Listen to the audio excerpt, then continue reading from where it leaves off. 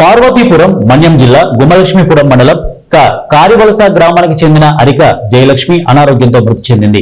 తమ గ్రామం నుండి ఆమె మృతదేహాన్ని శ్మశాన వాటికకు తరలించాలంటే అక్కడి ప్రజలు ఒక కొండవాగును దాటాల్సిందే.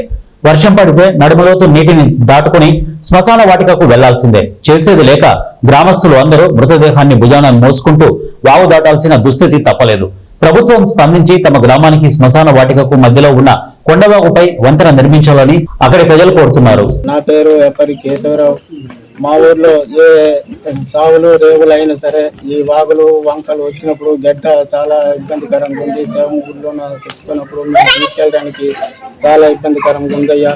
దీనికి ప్రభుత్వం స్పందించి దానికి వచ్చిన వంతెన నిర్మిస్తే అవతల భూమికి వెళ్ళడానికి కూడా వాళ్ళకి రహదారి అవుతుంది. మేము శవం కూడా దాటించడానికి మంచి మార్గం ఏర్పడుతుందయ్యా. దీనికి పెద్దలందరూ స్పందించి మా గ్రామానికి ఈ యొక్క వంతెన నిర్మిస్తారని మా మనస్ఫూర్తిగా మా గ్రామం తరఫున మేమందరికీ విన్నవించుకుంటున్నామయ్యా.